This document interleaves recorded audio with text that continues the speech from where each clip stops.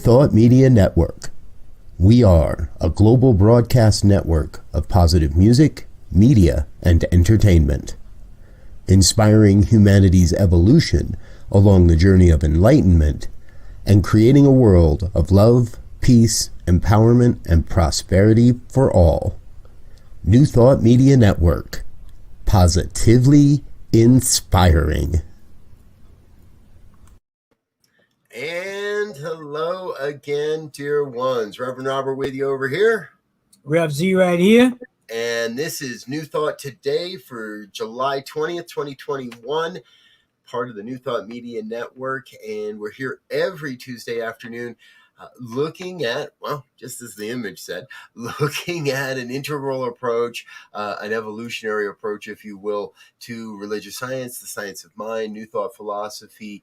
And we have a tendency to kind of move between exploring the most current versions of this philosophy and digging a little bit into the roots of the philosophy and using some of the history to, I trust, help enlighten the current experiences we're moving through. So, Z, in the last couple of weeks, we've been, last week and this week, we're working with the original study guides that Ernest Holmes put out.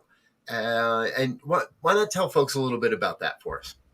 Yeah, so Ernest Holmes, back in the very beginnings of these teachings, he had these correspondence courses. And there are actually 4 volumes and about, 50 or so lessons.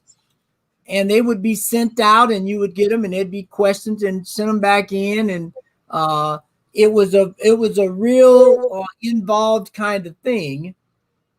And the lessons were about actively using the principles and being able to take the knowledge, couple it with the experience to create a wisdom that allowed us to operate. And so that's where we're coming from, because we believe that now is the time to begin more adherence and more activation of these principles in our life, given this time to see where we are, what we can do, and how we can change the world purely by having an idea and the power of God behind that idea. Yes. Beautiful. So what we're doing, folks, again, is we're sort of exploring this extension study course. There are 4 different books in the series. We are just barely scratching the surface of the very first book in the series. Overall, there's 48 lessons in this, and we're just working with the very first one. So what I'm going to do here is, in the comments, I'm going to drop a quick link to where you can check out all 4 volumes, and from that link, you'd also be able to jump over and pick up individuals and pick up the individual lessons 1 through 12 and so on and so forth. So if that screen didn't show up on the group that you're watching on, then just let us know and we'll get that to you in another way. Okay, so last week, Z, we looked at what is science of mind. This week, we're looking at what is religion. And when you first proposed this, like, all right, well, let's do this section next. The first thought was, wow, I know you and I know how far afield we can go with this conversation. Because religion has a lot of connotations to it. And for a lot of people, the whole concept of religion has a whole lot of baggage associated with it. And I'm always reminded, anytime I hear the word, I'm reminded that, that religion is for people that are afraid of going to hell and spirituality is for people that have already been there. Or, well, all right, that's a little joke for you folks, but get us into here a little bit. Help us understand how Holmes approaches this topic in What is Religion. Well, and I think he does it very clearly and succinctly, because his initial statement says religion is our attitude towards God. and that attitude is really based on, or inevitably, your idea of the religion or of religion is based on our concept of the relationship between God and man, or the universal spirit and the individual spirit.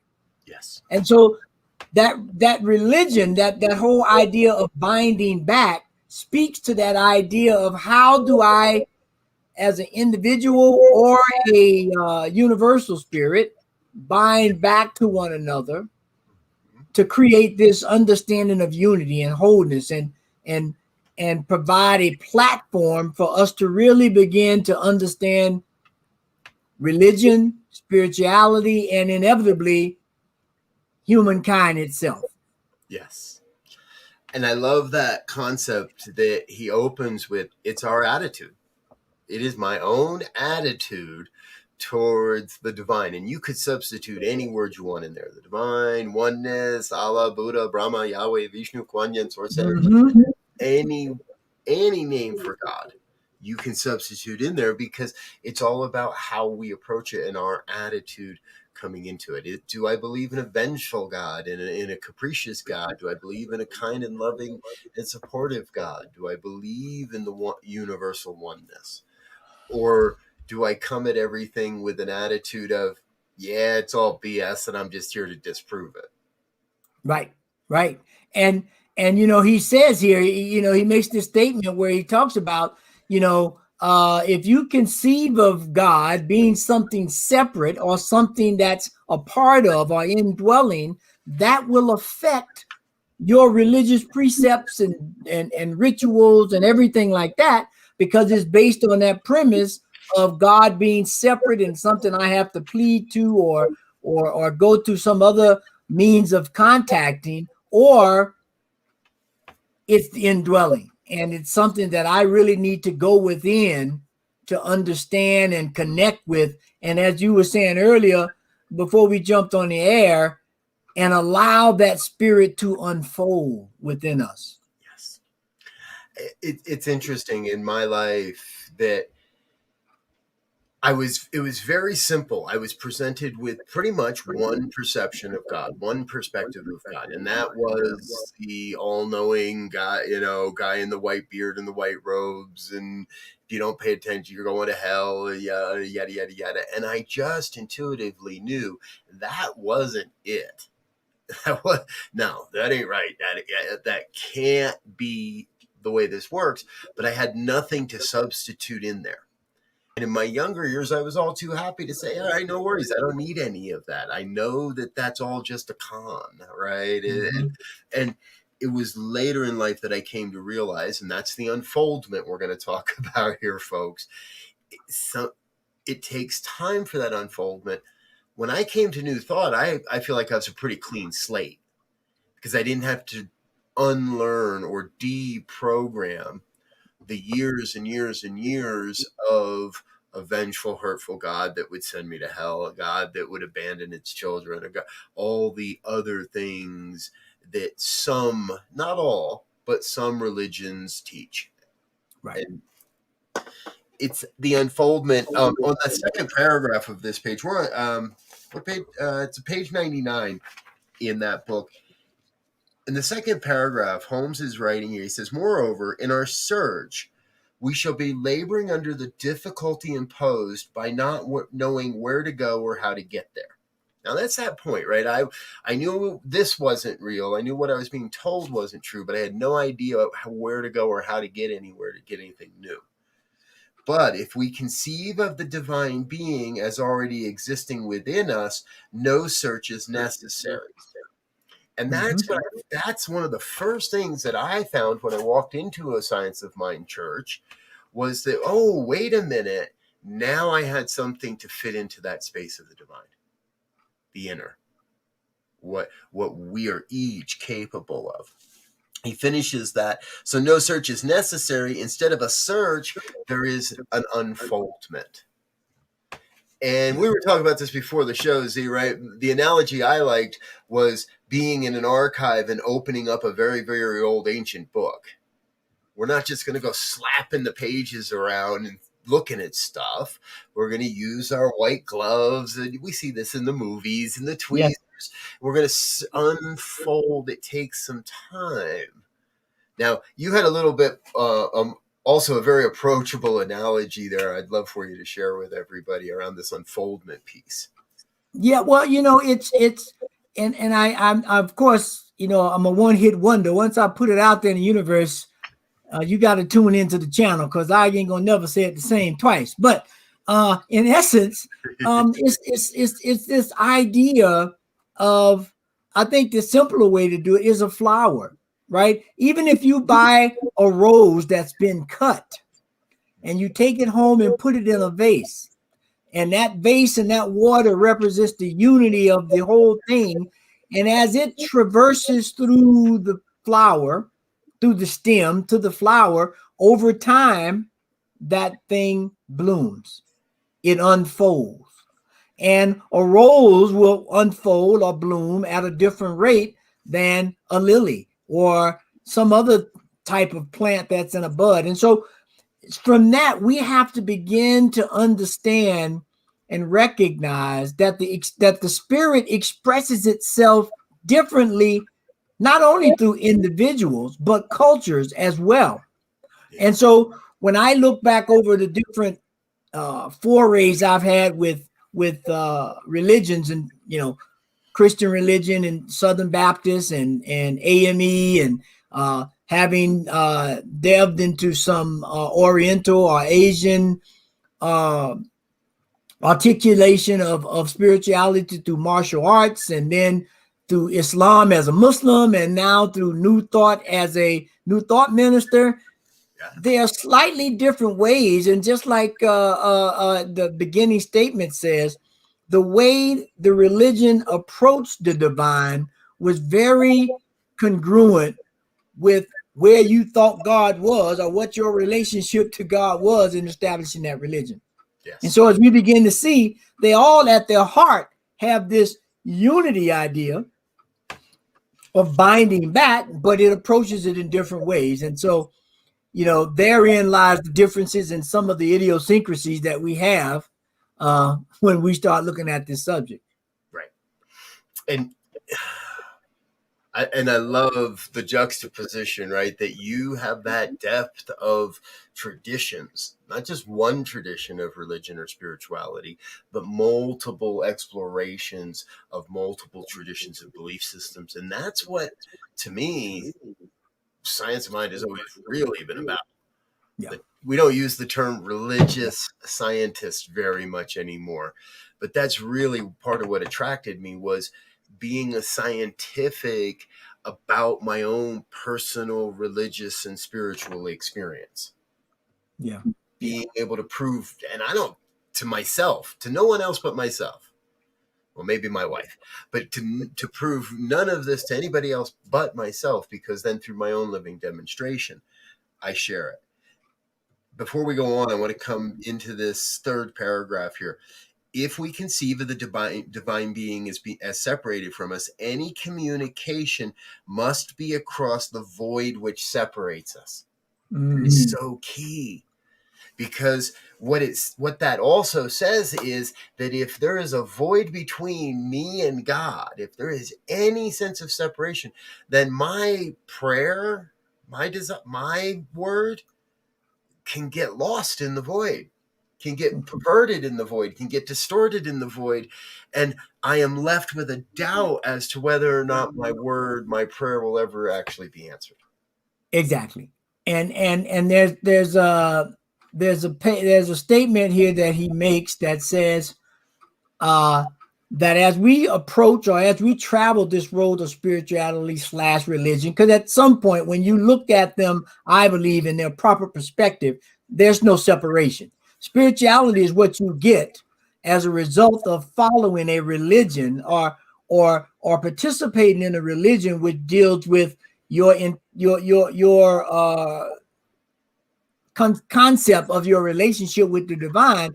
But he says, in the last paragraph on page 98, he said that when we are filled with spiritual awareness, We get back to this question that we hear about in all religions, that the thing itself is, but what allows us to participate with it and activate with it and do all these things is clearly tied to our awareness of it. And of course, you've heard all kinds of things about, fire. The concept of the laws that created fire have always been here, but when someone's aware of it and put those things in action or together, you got fire. Right. Exactly. Okay, so if you're just joining the conversation, number one, welcome. Thanks for being with us. We've got Rod with us. Really enjoying this one today. Thank you, Rod. Appreciate you being with us. What we're looking at is a contemporary perspective of Ernest Holmes's teachings in what are known as the extension courses.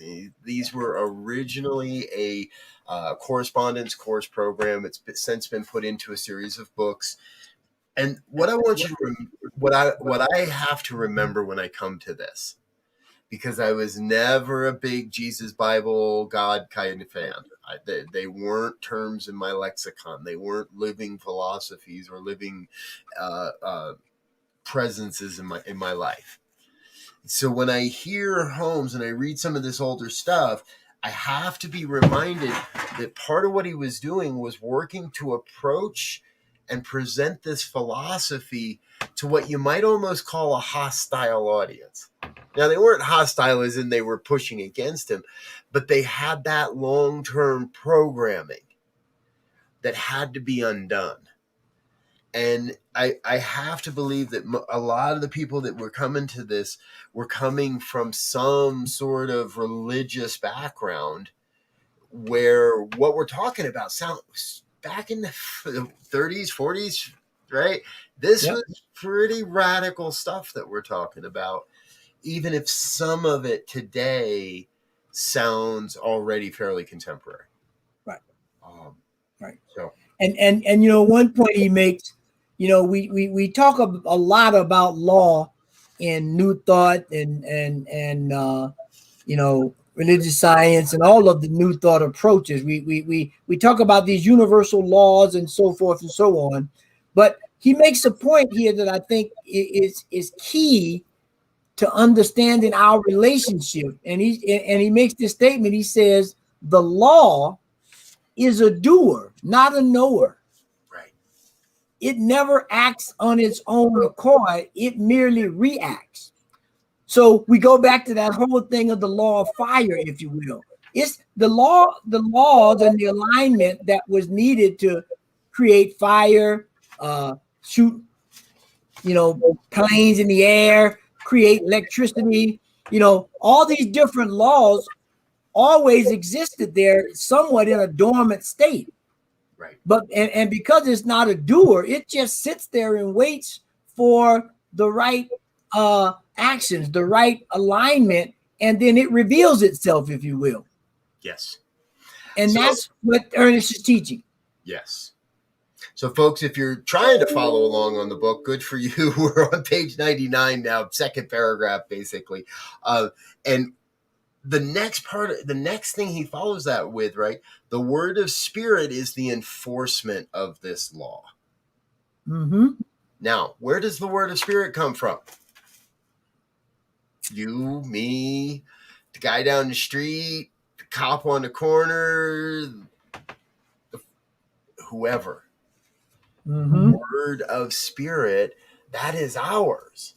We get to direct that. That's the cool part, right? Is we get to, and I would say we also have the responsibility of what we cast into the universe, of the word that we put into spirit. Because the law has to demonstrate it. It doesn't say, oh, I like that. That's a good one. Let's do that next. It doesn't say, oh, you're even more special. I'm going to push your idea to the top of the list. It doesn't say, you were a really bad boy last month, so I'm not going to do anything to help you. The law just says yes. Yeah.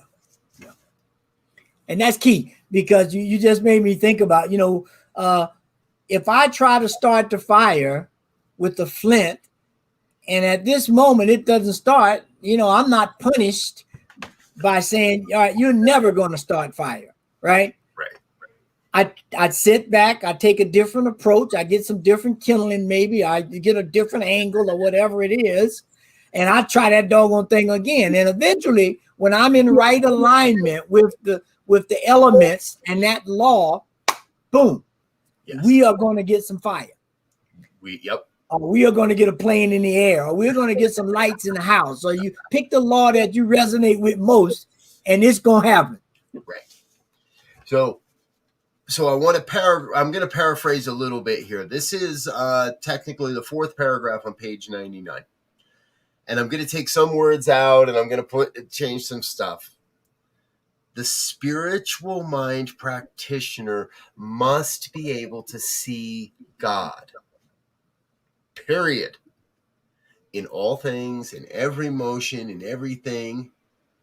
A conviction of this indwelling divinity must be more than intellectual. For there is a field of reality, and he uses a capital R here. Remember, folks, if anywhere in New Thought you see a capital letter, unless it's at the start of a sentence, it refers to the divine or the God aspect, the higher realms. There is a field of reality higher than the intellect, my own mind, and it uses the intellect as its instrument. We should not decry the intellect since it gives shape and form to this inner feeling, but without the feeling, nothing comes into being. And when I read this one, I was like, oh, this is the juicy, distilled version of the science of mind, and here it all is. The richer, the reality higher than the intellect is God or the divine mind. The feeling nature that we hold is the soil from which all things are created. And the experience, the intellect that we have about all of this, well, that's already from the divine. That's just the outpicturing of what we bring into it. It's so simple, but not always easy to practice. Yeah. And it speaks a little later. It talks about, that this power, this spirit, this intelligence is infinite. And not only is it infinite, it is infinitely greater than our own intelligence. However, when we or unless we allow ourselves to be open and be directed by that spirit, the success of what we're trying to do, the manifestation of what we're trying to do becomes very, very challenging. Right. Not that it can't be done, but we know from previous understanding that if the gears on the line on the bike or the car or whatever, you may get where you're going, but boy, it's going to be clunky and there's a possibility of you not making it. Right. Exactly. And to me, this all comes back to all of the mind science, everything we talk about, everything that we are coming to understand at that intellectual level must lead us to some sort of inspired action. And if it doesn't, we're just sitting around on our thumbs. We have to be demonstrating these principles. Now, we start by demonstrating for the self. We start by demonstrating getting our own house in order, making sure the car runs and the bills are paid, the food's in the fridge. We start on all those basic levels of using these principles, but then we get to a point. I see it all the time. I know it happens. Not I believe. I see it. It's true. We get to a point where that is not enough. Yeah. And the choice becomes, well, I'm just going to sit it out, or I'm going to get up off my chair and I'm going to let these principles inspire me to something a bit more, to a demonstration. And so, when you look at this thing in totality, in my perspective, we start from this place once we get into whatever situation we get into, to start saying, okay, I need to connect with the divine source, whatever you call it. We start out from that place of hope. Well, I hope the darn thing exists. I hope I can connect with it. I hope ain't nobody pulling my leg, yada, yada, yada, right? And then you hold that hope for a little while, and you really engage it, things start happening. And then if they happen 2-3 times, you get a belief about it. You say, ooh, man, I believe this thing will work. And the more I believe it and work it and understand it, it's going to happen more. And as it happens more, you move from a hope to a belief to a faith. You begin to have faith that if I strike this flint in the whatever, I'm going to get fire. Yep. And then eventually you move from that to knowing. Yes. And you know there's no more hope, there's no more belief, there's no more faith. There is a knowing that if I do things in the right place, in the right time, in the right alignment, it will happen.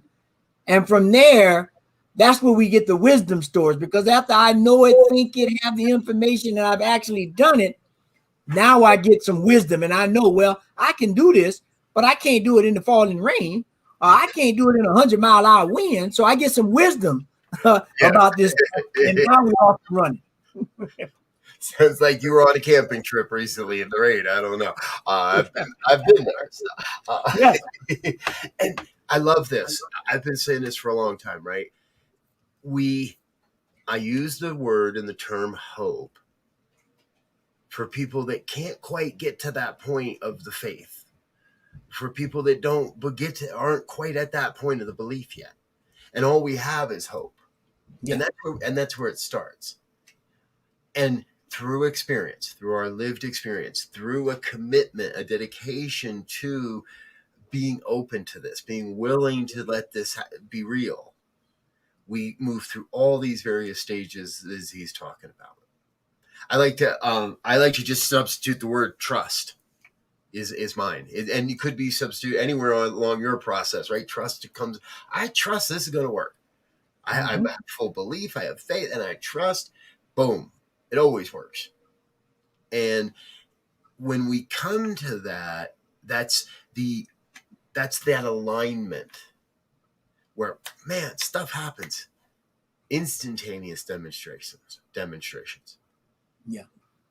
Yeah. And that's why we get to that point to where we speak of this whole thing about our highest aspirations, or one of our highest aspirations. I think it should be the highest aspiration in our life, is on a daily basis to contact this spiritual supreme source of wisdom and illumination, so that we have an earnest desire to work with this energy, with this intelligence. And that's that cultivating. And that whole step of hope, belief, is an example of the unfolding of what happens within us individually and collectively when we allow the spirit to fill us and unfold. Again, we go back to that flower in the vase of water. If I take that same flower and not put it in the water, chances are it's not going to open up. It's not going to unfold. But when I put it in the right container, the right environment, under the right conditions, it will unfold. Yes. Paragraph 6 of page 99 here, folks. To come into closer daily contact with this supreme source of wisdom and illumination should be the earnest desire of every worker in this field.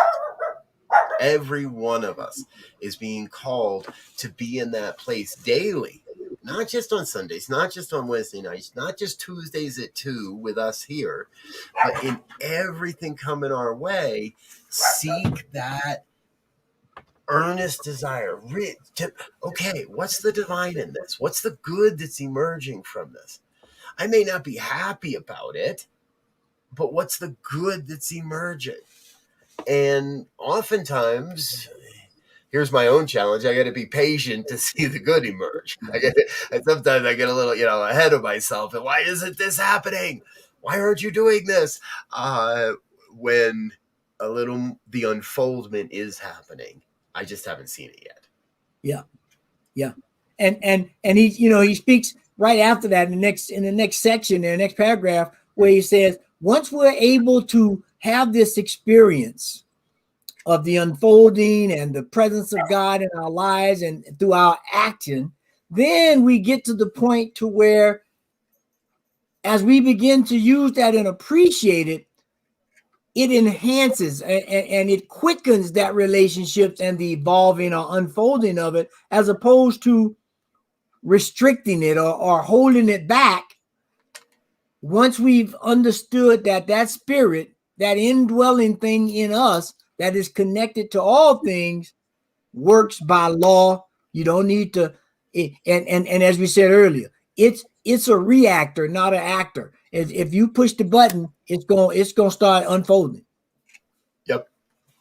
And truly, if you could give the law a completely blank canvas, it would operate. It would work. Yes. You could push the button and it would appear that nothing is happening.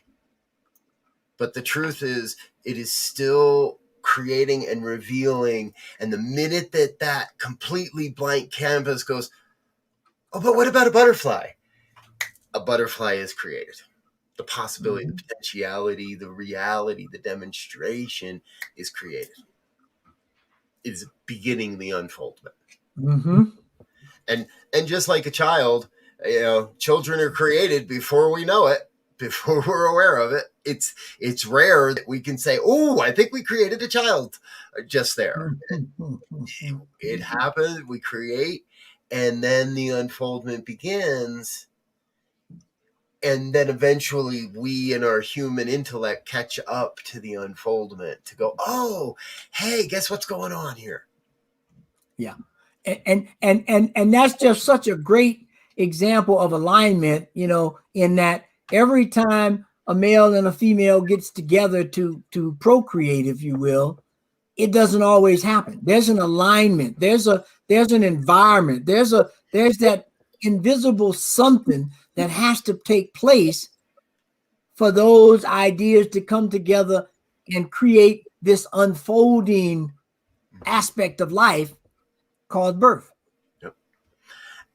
And not that we planned this conversation or this analogy at all today. It just unfolds the way it does, folks.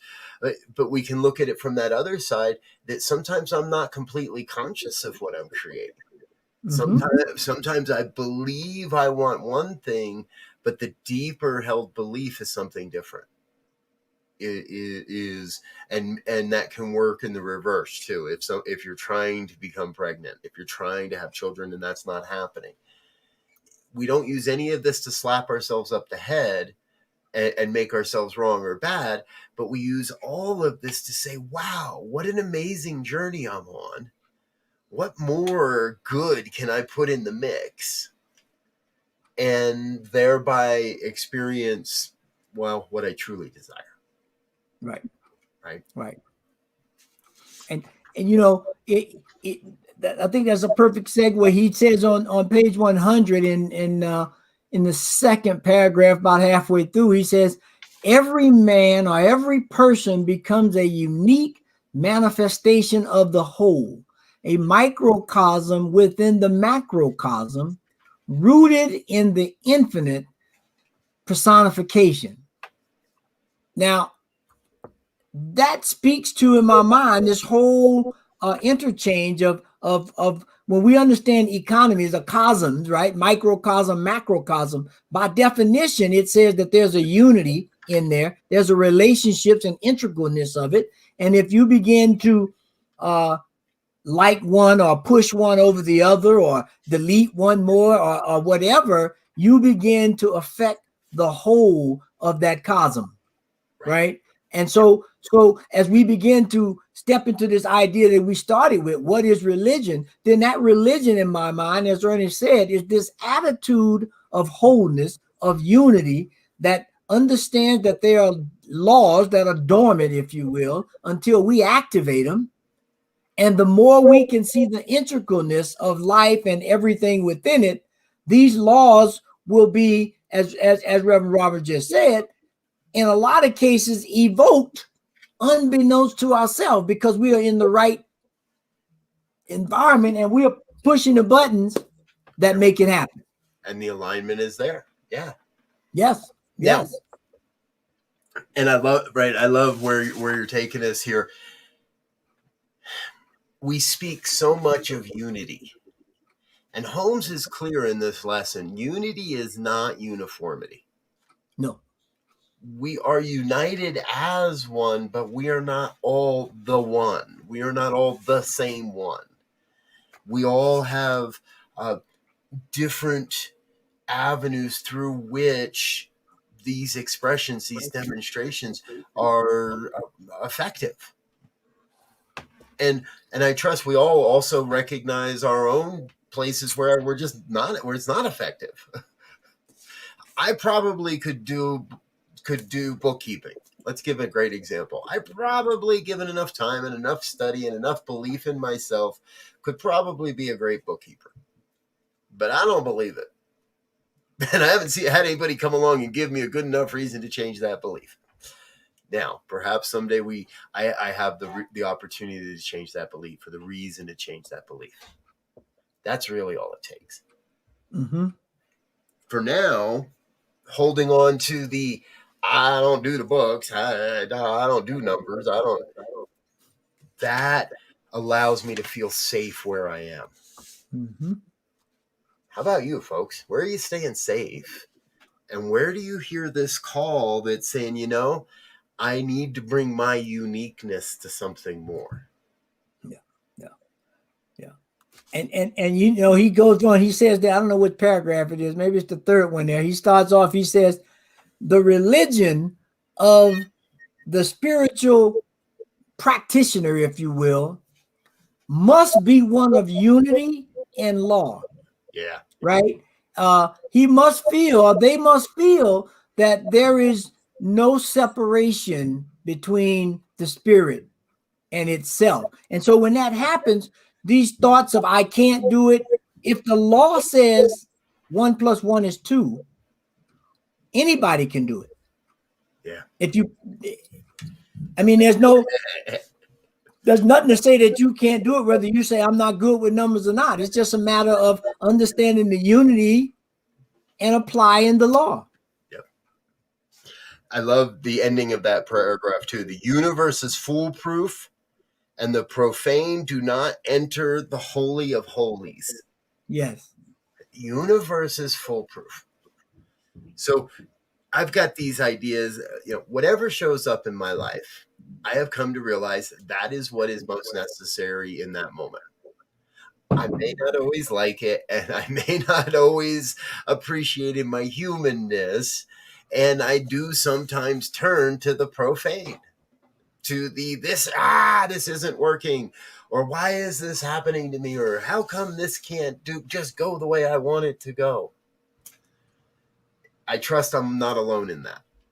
I trust that others have that experience at times.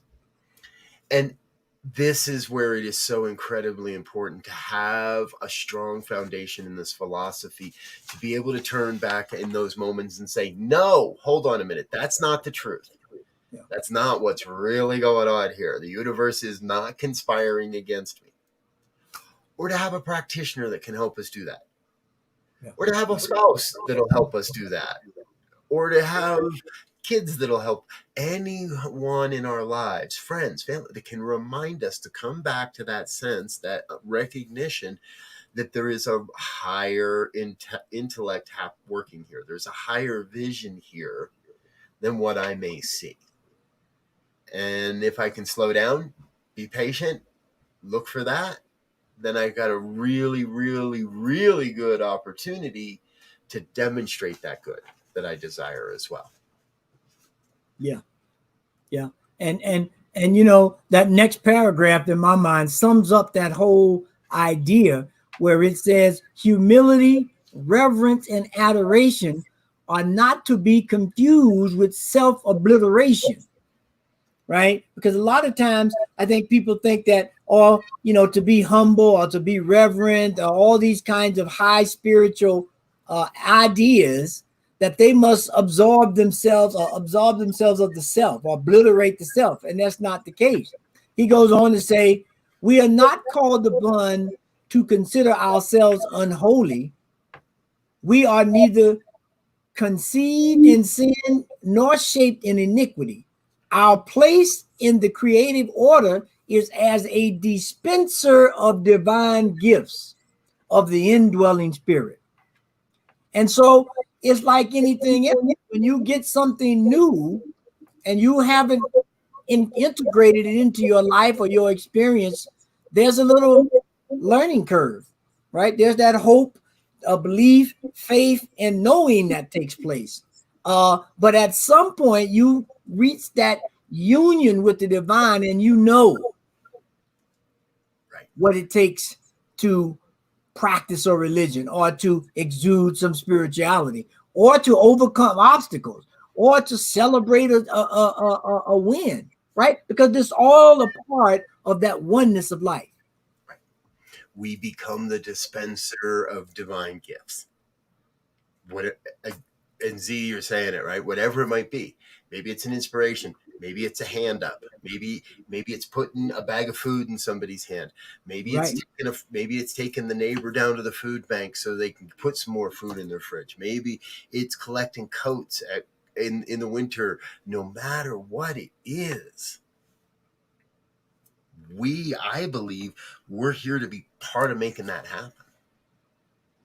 Part of the I'm looking for the line here. And we dispense. I'm not finding it, but yeah, it's in the fifth paragraph. Yes, we are neither conceived or sinned or sharpened. Right. Yep. We are here. This all points to the fact that we're here to be more than the human in our own humanness. And if you believe or think that your ability is limited, ends at your humanness, then stay with us. Keep digging in, keep coming back, because what we already know is we are all so much more than what we believe our human limitations to be. Yeah, yeah. And there's another idea he puts forward here that I think is just brilliant, where he talks about this morbidity in terms of our relationship with the divine, of being isolated and separated from the thing itself, God, Holy Spirit, you call it by whatever name. We have to heal that if we're going to have joy and laughter and replace that with the ideas of sorrow and tears, because we understand that the universe is predicated on a first cause. Yes. And that first cause creates a concept of, back to the beginning, wholeness and unity, which is synonymous with God itself. Right. It all comes back to one. We can always bring whatever's going on in your life, whatever experience is happening, whatever questions you might have, no matter where it is, no matter what dark or hurtful feelings are happening, we can find a way to bring it back to that one, to that first cause. And that first cause is truly the source of love and light and beauty and truth and health and wealth and well-being and abundance and prosperity. And everything else is a misperception of that first cause. Yeah. So whether I can do that for myself or whether I need the support and the help of someone else, that is always the job. In the second to last paragraph there, he writes, the approach to, quote, reality, capital R, reality. So the approach to God, to this whole thing, the approach should be simple, direct, and spontaneous. And I believe that the affirmative form of spiritual mind treatment, the affirmative form of prayer that we call spiritual mind treatment, is exactly that. Simple, direct, and spontaneous. Yes. And when we can engage that and understand that, then we realize that that the secret place of the Most High is neither on the holy mountain or in the sacred valley or in a specific city, we begin to realize that the kingdom of God, that secret place, is within each and every one of us. Exactly. So to reach that place is as near as the very next breath, is as near as the very next heartbeat. To hear the absolute truth of who you are, what you're here to do and accomplish, all of that is as near as the very next breath. When we listen, when we come into that close alignment, that close indwelling relationship that is built on the things we've been talking about today: trust and faith and belief and demonstrations. Yeah, yeah. Right? And that demonstration is key, because he goes on, he says a little further down, he says, the manifestation of this kingdom, to see it, to have it actualized in your life, is the eternal activity of right ideas, law, order, truth, and beauty. And that when we can encapsulate that, then we truly have dominion of the kingdom. And that kingdom, that dominion is we have a fullness, a wholeness, an understanding of unity of how the fundamental activities and laws and connectedness of the universe work in a natural way, that as you said earlier, we don't have to force it, we don't have to contrive it, we don't have to coerce it. It is. And so we just have to let it be. Yep.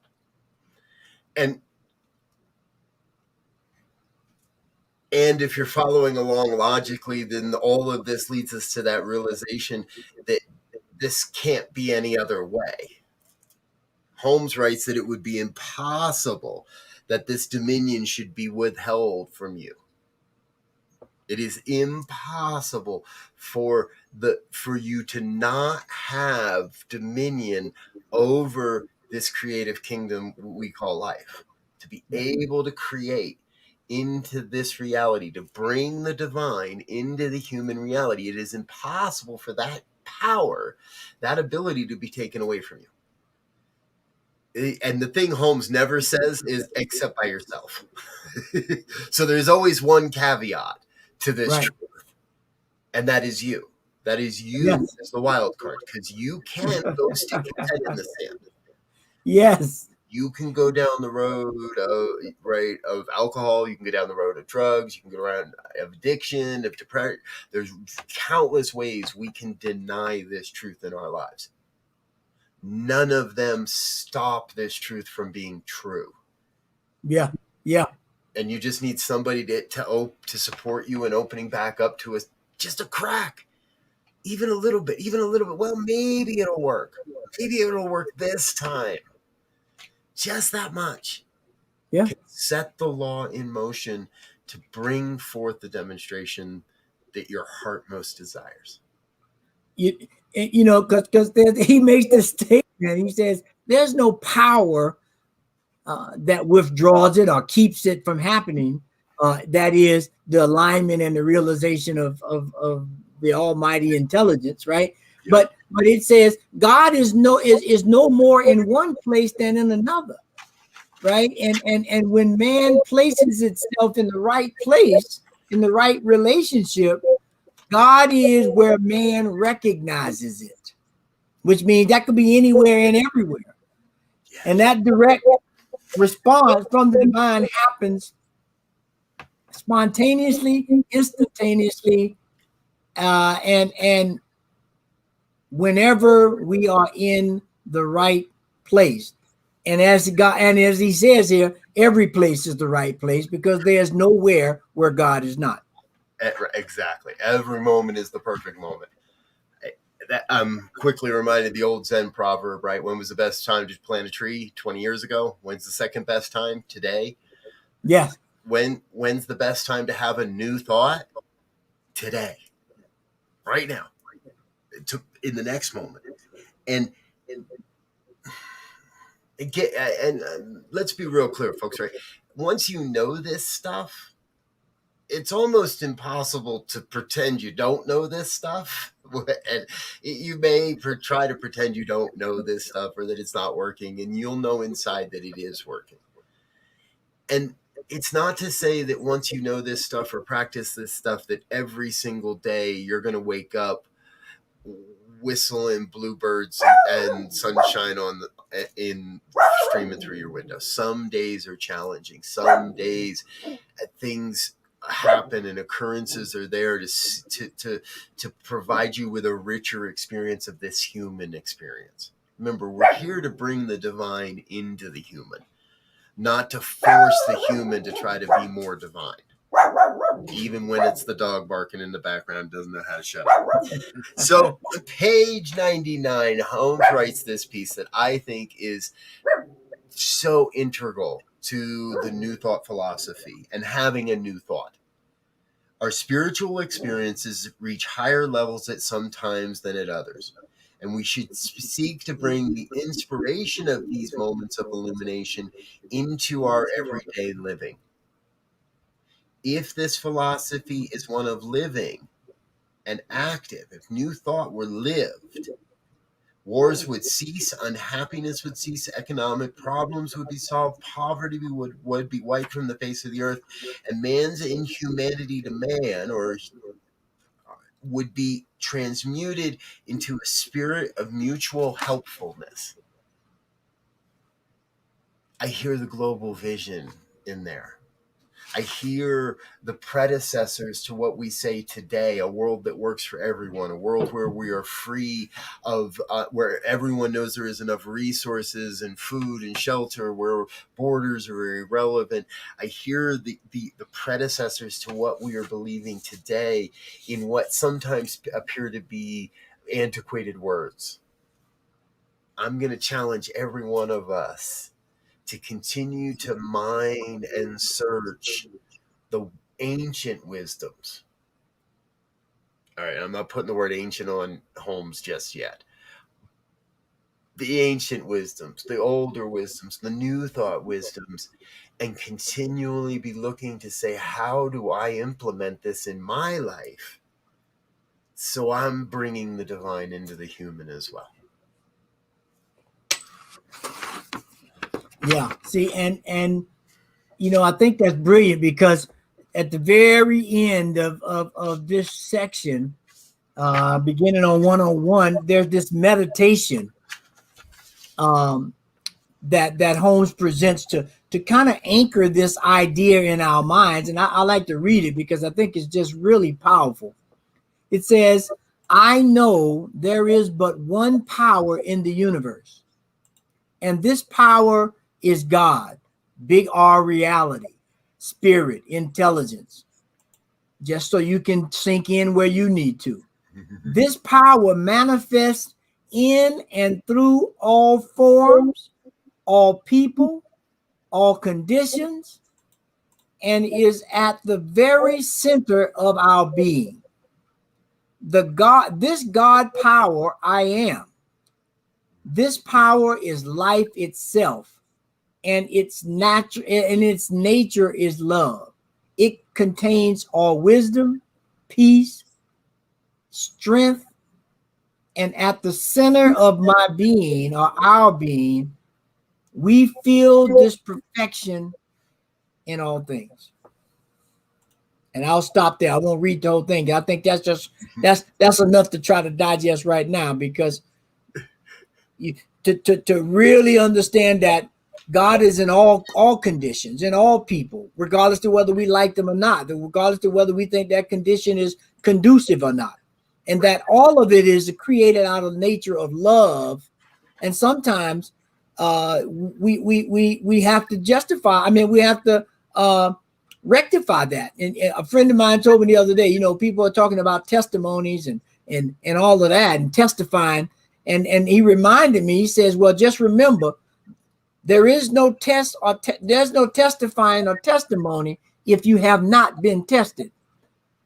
And by being tested are not always comfortable things, I'm just saying. Yeah. Oh, no, I hear you. There is no testifying unless you've been tested. Yes. There's a good takeaway for the day, folks. Let me turn that into a meme, would you please? Yes. Because that just speaks, right? And oftentimes we don't recognize that, right? Think of testing.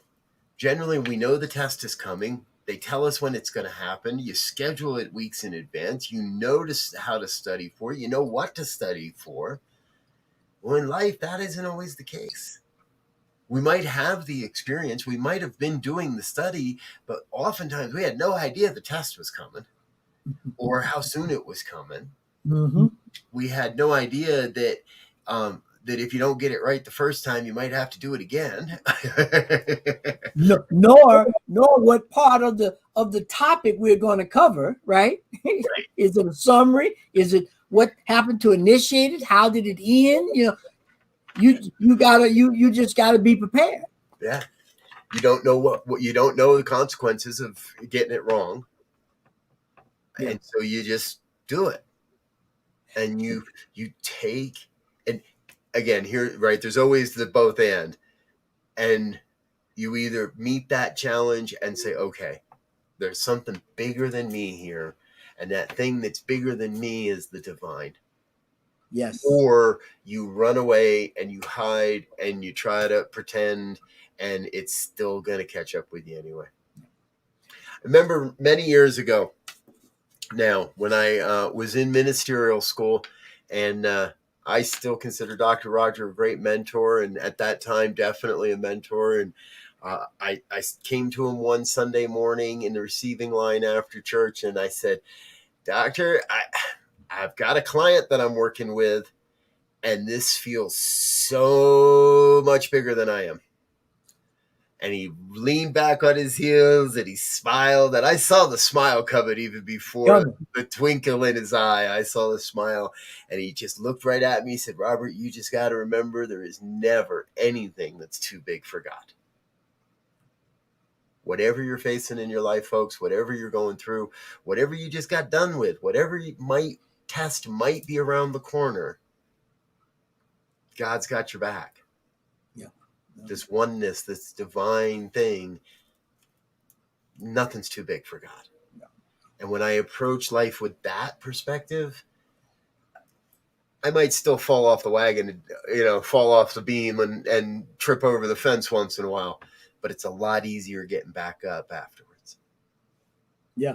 And ergo, right? I love this thing. I tell my sons, my daughter, my grandsons, I tell everybody I know that we have these opportunities abound because God is everywhere present and there's no condition or whatever. And I always tell them, and I try to adhere to it as closely as I can, and that is, I'd rather be prepared and not have an opportunity than to have an opportunity and not be prepared. Yes. And so in this case, that preparedness is staying aware. It's to be aware of what it is we are, what it is God is, and what we're trying to do when we talk about religion or spirituality. So when we look at this idea, what is religion? As Ernest said in the beginning, it's this idea, it's this concept, it's this awareness that there is a thing greater than us that is inside of us and that we can use it. Yes. There it is, folks. You have effectively invested another hour of your life in an uplifting and inspiring conversation that I guarantee is leading you into a deeper alignment and relationship with the divine. Yes. It could be no other way. So thanks for being with us. We're going to get out of here for now. Let you get back into your day. We really do appreciate you being a part of what we're doing here on New Thought Today, what the New Thought Media Network is doing, and we invite you to continue to be a part of that. If you have questions, comments, complaints, moans, groans, gripes, or any of that sort of stuff, well, hey, send them to somebody else. No, send us an email, ministertalk@ntmedia.org. That'll get right to Z and I, and we'll make sure that we get back with you on that. Donation buttons are in the description. Please do share your financial support and love with this network as well. We'll be back again next week. Same time, same channel. Until then, peace. Peace. Remember, it's all God. And it's all good.